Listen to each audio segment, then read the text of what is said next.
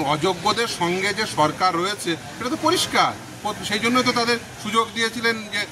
ওই অ্যাপ্লিকেশন করবেন, তারা আবার ঘুরপথে তাদেরকেই নিয়োগ করার বন্দোবস্ত করা হয়েছিল। আজকে মহামান্য বিচারপতি সৌগত ভট্টাচার্যের বেঞ্চ নির্দেশ দিল যারা টেন্টেড ক্যান্ডিডেট, যাদের এই নিয়োগ প্রক্রিয়ায় নতুন নিয়োগ প্রক্রিয়ায় পার্টিসিপেট করার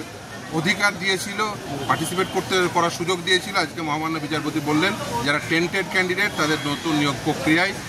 বসতে পারবেন না। ইভেন যারা অলরেডি অ্যাপ্লিকেশন করে ফেলেছেন, যেহেতু 14 তারিখ থেকে অ্যাপ্লিকেশন শুরু হয়ে গেছিল, তাদের ওই অ্যাপ্লিকেশনগুলো ক্যান্সেল করতে বলেছে। এবং নিয়োগের যে বিধি পরিবর্তন অর্থাৎ ওই নাম্বার ডিভিশনের যে পরিবর্তন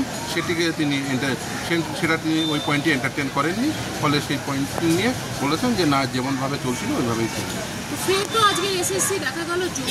অযোগ্যদের পাশে দাঁড়িয়ে সওয়াল করলো যে অযোগ্যদের জন্য কিছু বলেনি অবভিয়াসলি দেখুন, অযোগ্যদের সঙ্গে যে সরকার রয়েছে এটা তো পরিষ্কার, সেই জন্যই তো তাদের সুযোগ দিয়েছিলেন যে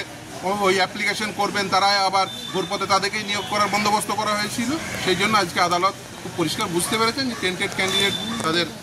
আবার সুযোগ দিয়ে দেওয়ার চেষ্টা হচ্ছে, ফলে আদালত খুব স্বাভাবিকভাবে টেন্টেড ক্যান্ডিডেটদের তাদের এই নতুন নিয়োগ প্রক্রিয়ায় পার্টিসিপেট করতে পারবেন না বলে নির্দেশ দিলেন, এবং যারা যারা অলরেডি অ্যাপ্লিকেশন করে ফেলেছেন তাদের ওই অ্যাপ্লিকেশনগুলো ক্যান্সেল করার নির্দেশ দিলেন। মানে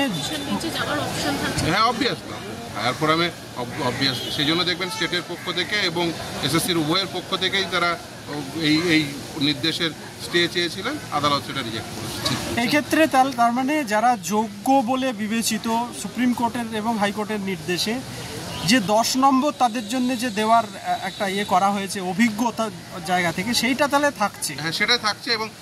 কারণ হচ্ছে আদালত খুব স্পষ্টত বলেছেন যে এই 10 নম্বর যদি টেন্টেড ক্যান্ডিডেটরা থাকতো, যে তারা যদি নতুন নিয়োগ প্রক্রিয়ায় অংশগ্রহণ করতো, তাহলে তাদেরকেও তো 10 নম্বর দিতে হতো। ফলে আদালত খুব স্বাভাবিকভাবে যারা টেন্টেড ক্যান্ডিডেট তাদের ওই 2025 সালের যে সেকেন্ড এসএলএসটি, যেটা নতুন সুপ্রিম কোর্টের নির্দেশের ফলে নতুন করে শুরু হয়েছিল, সেখানে টেন্টেড ক্যান্ডিডেটরা কেউ পার্টিসিপেট করতে পারবেন না, এবং তারা ওই যদি অনলাইন অ্যাপ্লিকেশন করে থাকেন সেগুলো ক্যান্সেল হচ্ছে।